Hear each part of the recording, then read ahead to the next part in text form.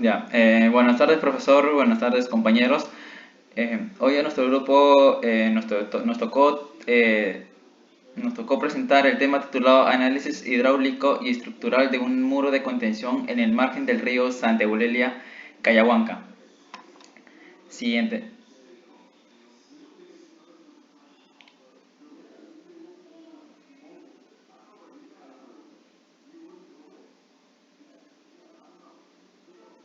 Ya, los integrantes son Kiera Charte, José Chávez, Luigi Carpio, Jair Mora y mi persona Jorge Cuadros. Siguiente.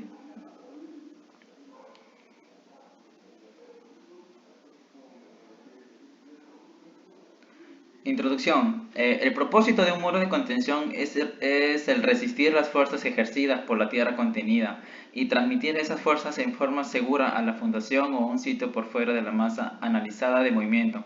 En el caso de un deslizamiento de tierra, el muro ejerce una fuerza para contener la masa inestable y transmite esa fuerza hacia una cimentación. Siguiente.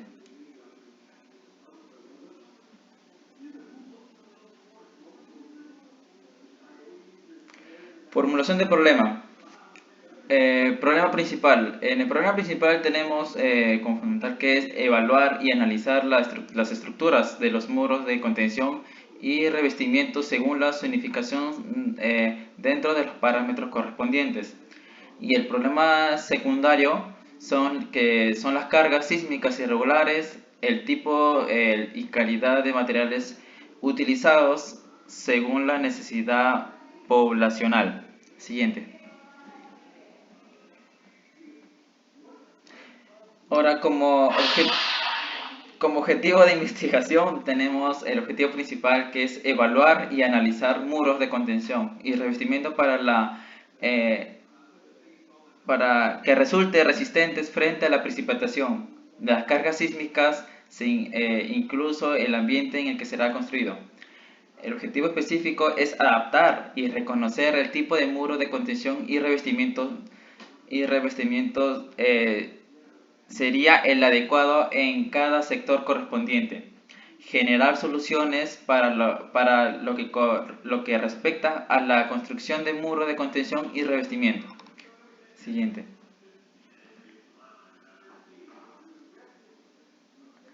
Delimitación de la investigación. Como delimitación del contenido tenemos que nuestro trabajo es el aspecto de contenido que es la investigación y la búsqueda de información sobre la zonificación y parámetros establecidos por cada sector. Por otra parte tenemos la delimitación espacial, que es para nuestra investigación. Planteamos como ubicación a estudiar la provincia de Lima, debido a que la misma cuenta con diferencias geográficas, climáticas y necesidades distintas. Siguiente.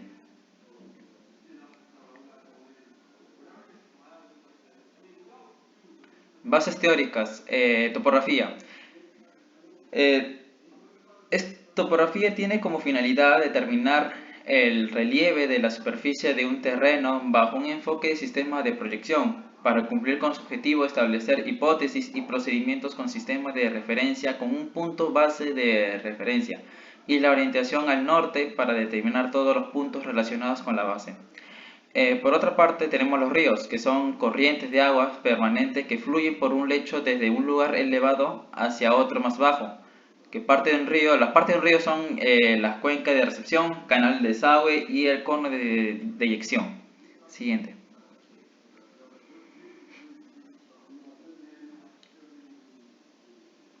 Muro de contención. Es una estructura cuyo propósito es resistir la presión de una fuerza externa. Estos elementos aportan estabilidad debido al peso de su estructura. Cuando se utilizan para alturas inferiores a 5 metros, suelen ser más económicos ya que su aumento de altura es proporcional a su altura lateral. Para diseñar un muro es necesario e importante determinar las fuerzas externas que se deben aplicar al muro. Siguiente.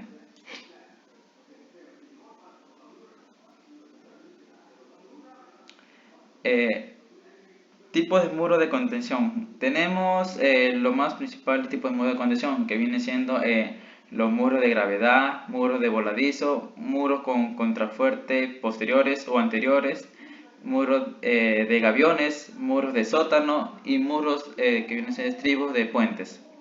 Siguiente. Ya, continuando tenemos los tipos de fallas en muros de contención, que son, bueno, son 8 fallas por el momento. Viene siendo la falla por giro excesivo, falla por deslizamiento del muro, falla por deslizamiento profundo del muro, la falla por deformación excesiva, la falla por exceso de fisuras, la falla por rotura por flexión, la falla por rotura por esfuerzo cortante y la rotura por esfuerzo rasante, obviamente.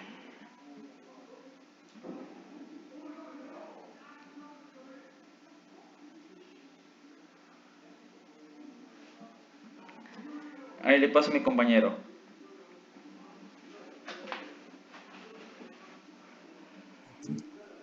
Bien, la estabilidad del muro de contención. Tenemos la verificación por volteo, que consiste en analizar el giro o volteo del muro con respecto a un punto de referencia. La verificación por deslizamiento, que consiste en analizar las fuerzas actuantes sobre la estructura. Siguiente, por favor.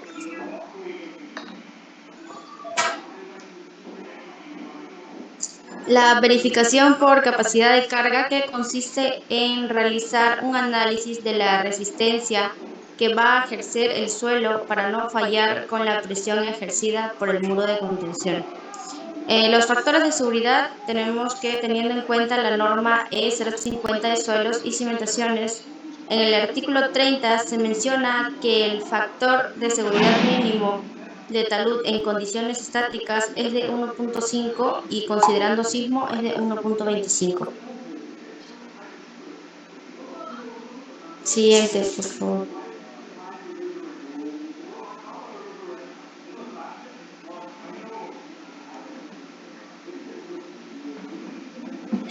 En la presión lateral del suelo tenemos presión estática debido a cargas gravitatorias, que en este tipo de presión puede ser de reposo o activa.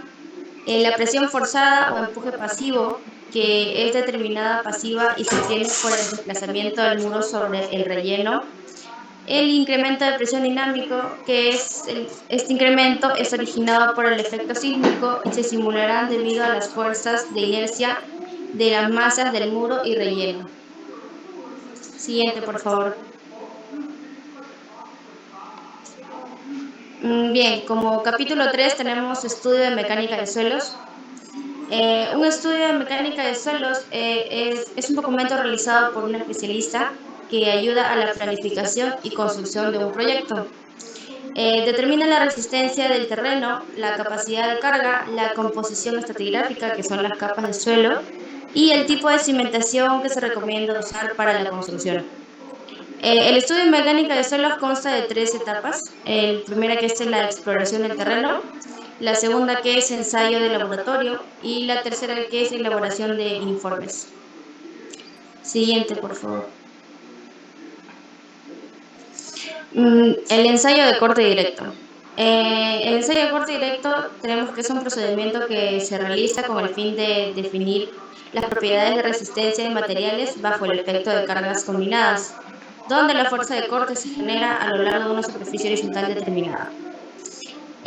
La finalidad de los ensayos de corte es determinar la resistencia de una muestra de suelo sometida a fatigas y o deformaciones que simulan las que existen o existirán en el terreno, producto de la aplicación de una carga.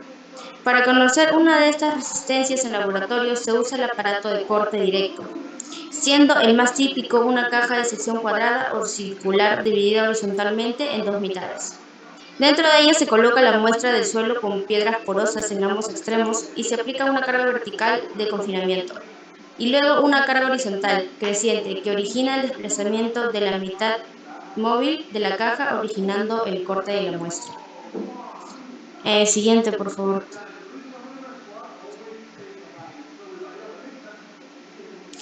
Las normas de referencia en el ensayo de corte directo tenemos la ASTM de 3080 y la norma técnica peruana 339171. En los materiales tenemos una máquina de ensayo de corte directo, balanza precisión de 0.1 gramos, piedras porosas, equipos para el corte de la muestra, horno de secado capaz de mantenerse a 110 más o menos 5 grados, equipo para el remoldeo o compactación de probetas, recipiente para muestras de humedad, espátula y un cuchillo. Siguiente.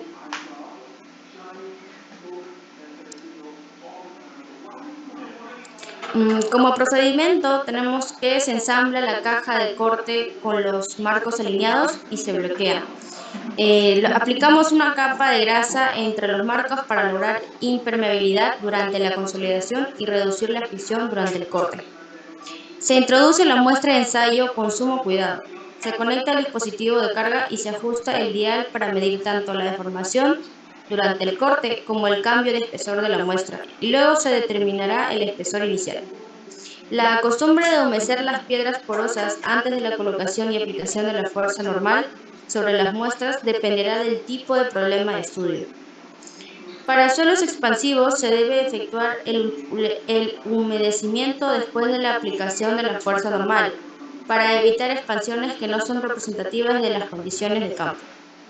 Siguiente, por favor.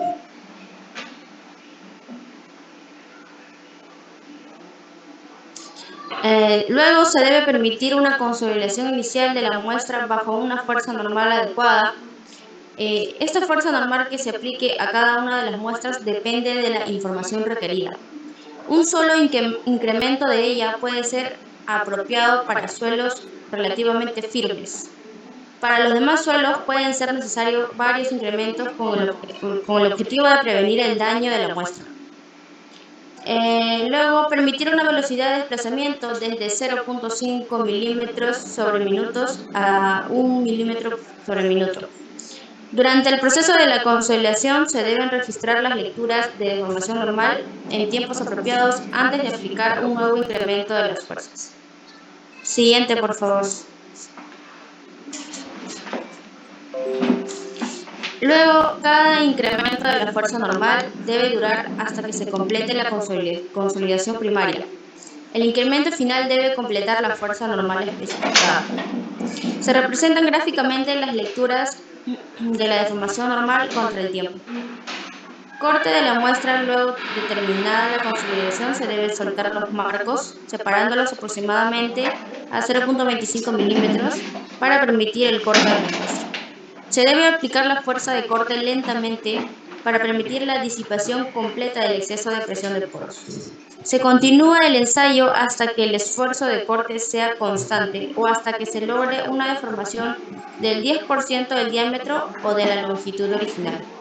Siguiente diapositiva, por favor.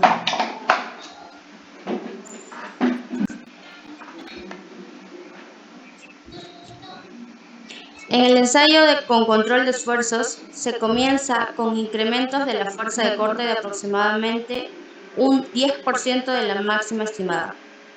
Antes de aplicar un nuevo incremento, se permitirá por lo menos un 95% de consolidación bajo el incremento anterior. Cuando se ha aplicado el del 50% al 70% de la fuerza de falla estimada, los nuevos incrementos serán de la mitad del valor de los aplicados hasta ese momento, o sea, el 5% de la máxima fuerza de corte. En la proximidad de la falla, los incrementos de la fuerza pueden ser iguales a un cuarto del incremento inicial. Se debe llevar registro de la fuerza de corte aplicada y la deformación normal y de corte para intervalos convenientes de tiempo. Con preferencia, el incremento de la fuerza de corte debe ser continuo. Terminado el ensayo, se remueve la muestra completa de la caja de corte, se seca en la estufa y se determina el peso de los sólidos. Siguiente diapositiva, por favor.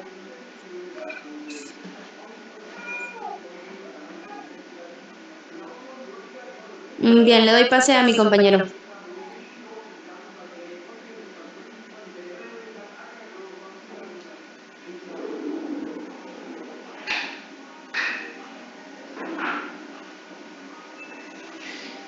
Ahora hablaremos sobre el rotor modificado. La prueba es similar a la estándar, pero modificando tanto la capacidad del molde como la energía de compactación.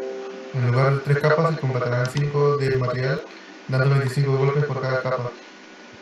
El informe de pronto debe proporcionar la densidad máxima, así como la humedad óptima y lo que es más importante, la curva de humedad, densidad seca con los valores de todos los puntos ensayados. Siguiente.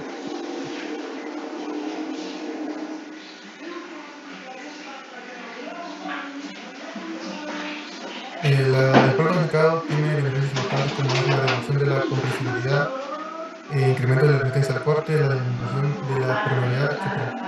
El producto modificado está normado con la norma ACTM DES 1557 y la norma técnica peruana 339-141. Siguiente.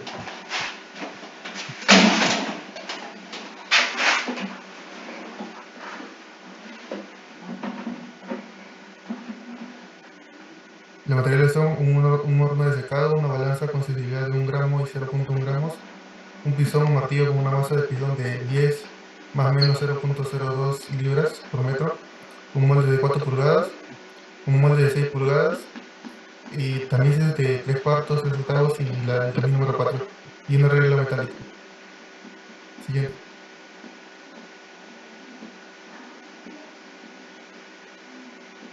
Procedimiento. Se da a cada capa un golpe de 50, un número de golpes de 56, cuando más del 25% del peso material se retiene en el tamiz 3 octavos y menos del 30% el peso retenido en el tamiz de 3 cuartos. El molde de 6 pulgadas de diámetro no será usado con los métodos A y B si el espécimen de prueba contiene más del 5% el peso de fricción extra dimensionado. Este método de prueba generalmente producirá un peso unitario seco máximo bien definido para los suelos que no drenan libremente. Si el método usado para suelos que drenan libremente es máximo peso unitario seco. Siguiente.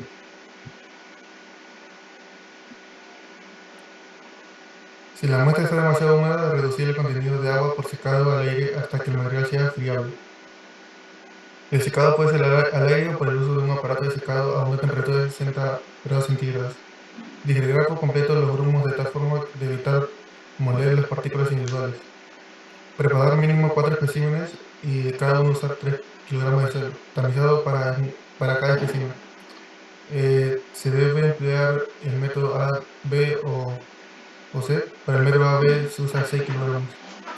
Se añaden las cantidades requeridas de agua para que los contenidos de aguas de los especímenes seleccionen los contenidos de humedad para el resto de las muestras y para seleccionar por lo menos 2 especímenes húmedos y 2 especímenes secos, con respecto al óptimo. Siguiente.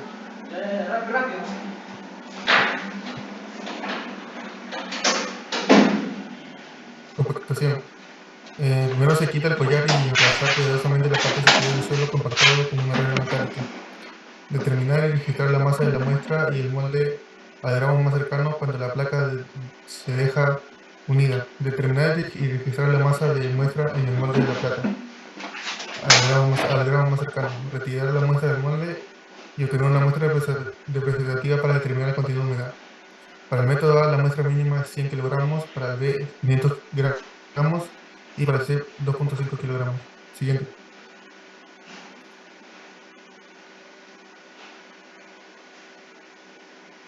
El ensayo SBR, California Bearing Ratio, mejor conocido como SBR, es un ensayo que da como resultado un valor expresado en porcentaje, que indica la calidad de un suelo para ser utilizado como base o subbase o subrayante si fuese el caso.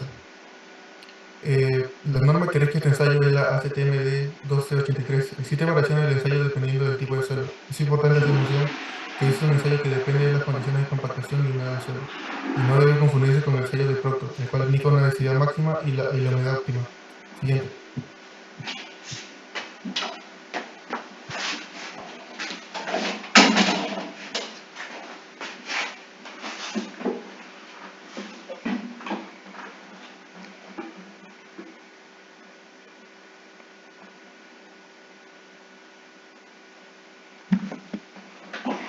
Las normas de referencia. Las normas técnicas peruana 339-145. Los materiales serían en la máquina para ensayo SBR, un molde cilíndrico metálico de 6 pulgadas de diámetro y 7 pulgadas de altura, un disco espaciador, un aprisionador, un trípode de expansión para SBR, pesas granuladas y un dial de deformación. Siguiente.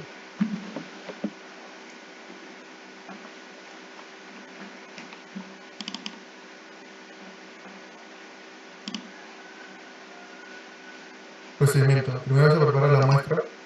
De acuerdo con los procedimientos dados en el método C, el ensayo de producto para la compactación de un molde de 6 pulgadas, tiene que pasar por el tamiz de 19 milímetros, que es el tamiz 3 cuartos. Toda la gradación deberá hacerse para preparar muestras a compactar sin modificación. Si existe material retenido en tamiz 3 cuartos, este será removido y reemplazado por una cantidad igual de material que sí pase por el tamiz 3 cuartos. Y si se ha retenido el número 4 por separación de porciones de la muestra. Siguiente.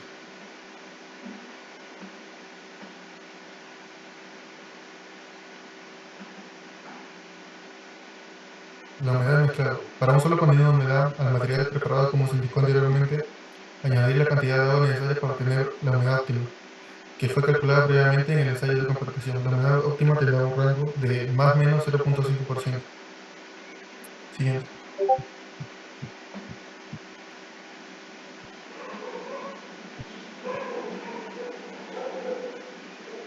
Primero se pesa el molde SBR con la base sin collarín en la balanza de precisión.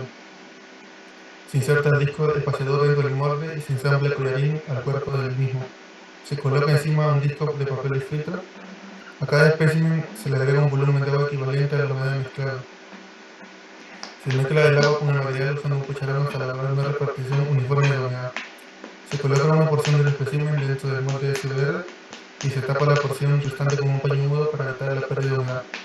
Se debe compactar con martillo en la periferia y centro, distribuyendo el número de golpes en cada capa. Siguiente.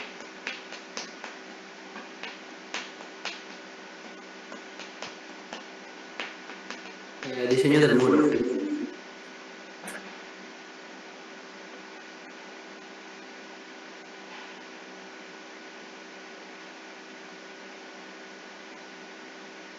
Ya, tomamos este modelo para realizar el diseño del muro. Y ahora, dimensionamiento del muro, tomaremos la altura como 3,6 metros. A partir de eso, vamos a sacar los siguientes datos, que son ancha de la base, que es 0,6 por 3,6, que es la altura, que nos da un 2,16 metros. Lo redondeamos al entero, que sería 2 metros, como se puede observar. Pegante de la zapata, que es 0,1 por 3,6, que es la altura, lo cual nos da un 0,36 metros.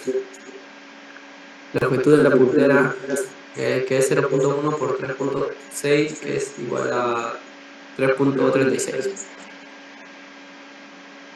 Longitud del talón, nos da, restando 2 menos 0,36 menos 0,36, que es igual a 1,28 metros. Altura del alzado, que es la altura menos la altura 1, que sería igual a 3,36 menos 0,36, que es igual a 3,24 metros. Ancho de la punta del muro, que es 0,3 metros. Y la inclinación, que es 0,06 metros.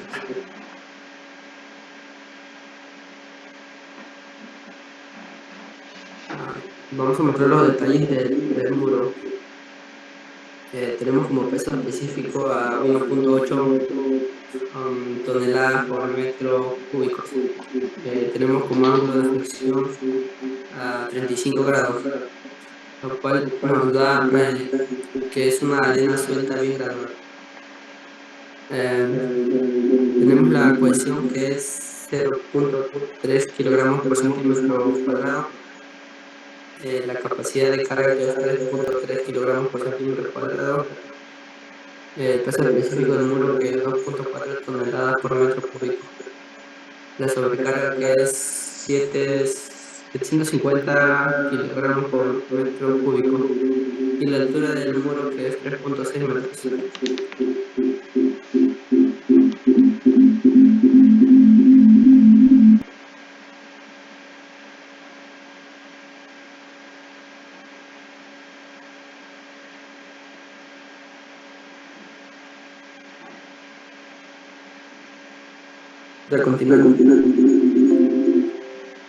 Continuamos.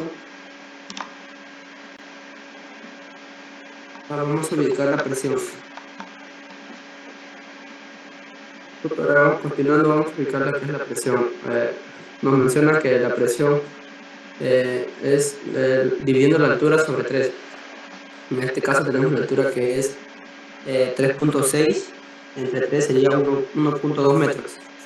Ahora para hallar la presión activa nos menciona que es 1,2, no, 1 sobre 2 por el peso específico del suelo, por la altura del muro al cuadrado, por el coeficiente de presión activa. Para hallar el coeficiente de presión activa debemos usar la fórmula, que es coseno de alfa por coseno de alfa menos la raíz del coseno al cuadrado de alfa menos coseno al cuadrado de la fricción sobre coseno de alfa más la raíz cuadrada del coseno al cuadrado por alfa menos la raíz cuadrada por el ángulo de fricción. Reemplazando los valores nos brinda un 0.27 metros. Ahora reemplazaremos los siguientes datos con la fórmula que nos dio para hallar la presión activa, lo cual nos da un 3,15 toneladas.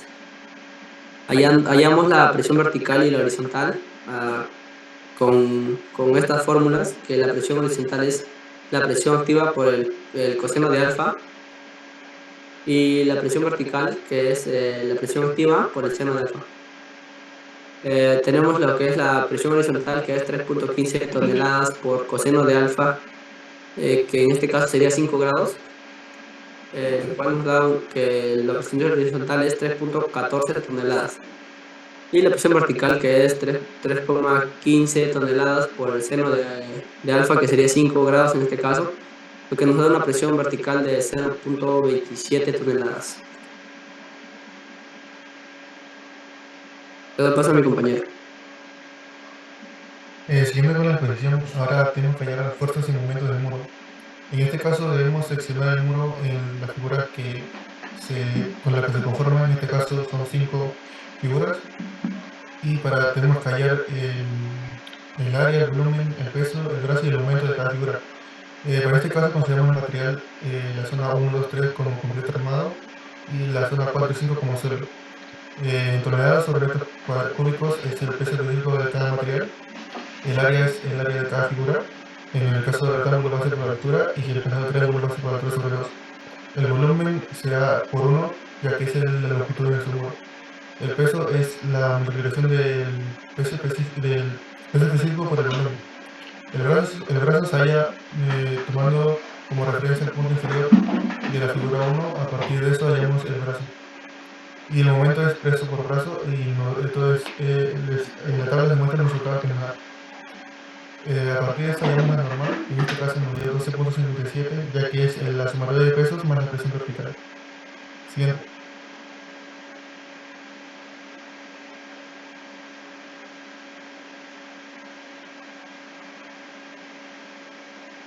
Ahora debemos verificar si nuestro suelo cumple con los requisitos de factores de seguridad. Para la coeficiente de fricción interna nos dice que debe ser menor de 0.4, mayor de 0.4 y menor de 0.6. En este caso nos dio 0.7. Sin embargo, hacemos un cálculo adicional para que este se cumpla. Y en este caso sí no se cumplió, ya que dio 0.47. Siguiente.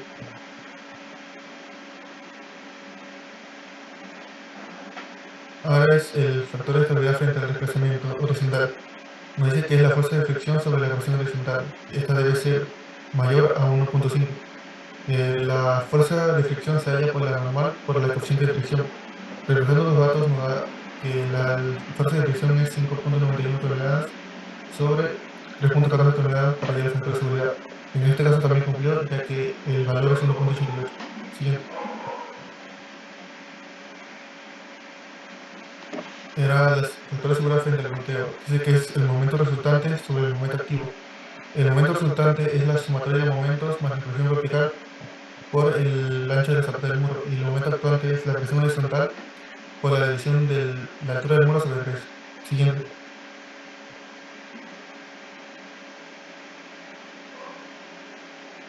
Revisando los datos en la fórmula, nos dio que el momento resultante es 14.58 toneladas por metro, y el momento actuante es 3,77 toneladas por metro. Reemplazando la fórmula del factor de seguridad por volteo, nos dio que es 3,87, el cual sí es mayor que 1,5, por lo tanto sí cumple. Siguiente.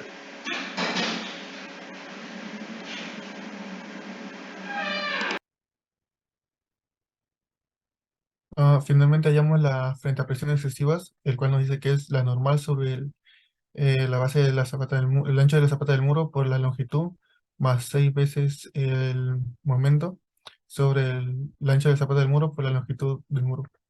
En este caso, nuestra capacidad portante es 30 toneladas y la presión excesiva debe ser menor a esta. El momento es la normal por la centricidad y la centricidad se halla en el ancho de la zapata del muro sobre 2 menos x. Y nos dice que la centricidad debe ser menor a la división del ancho de la zapata sobre 6. Siguiente.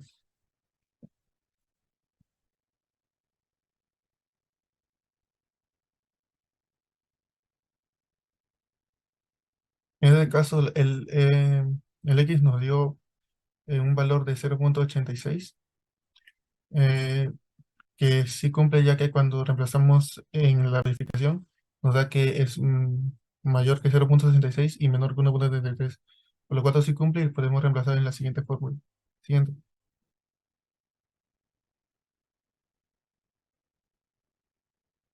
Reemplazando la centricidad nos da 0,14. Comprobando esto, nos dio que sí cumple ya que 0,14 es menor a 0,33 metros. Y hallando el momento, debemos multiplicar la normal por la centricidad. En este caso nos dio 1,76 toneladas por metro. Siguiente.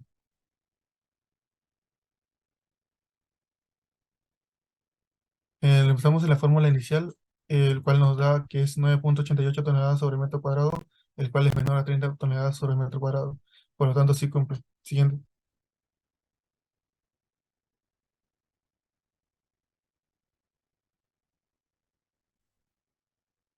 Y ahora la verificación con el programa Geo5. Acá tenemos los pasos, que es primero dirigirnos a proyectos y crear nuevos datos de proyecto.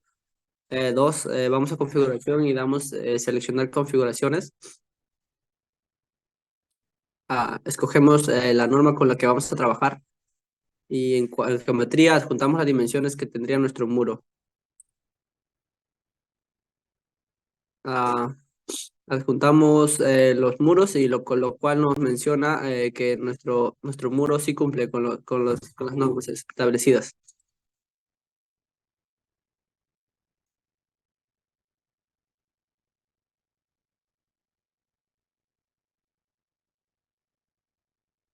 En conclusiones, el diseño de los muros de contención es de suma importancia en zonas donde los desbordes de los ríos, deslizamiento de tierra son comunes, ya que con esto salvaguardamos la vida de las personas.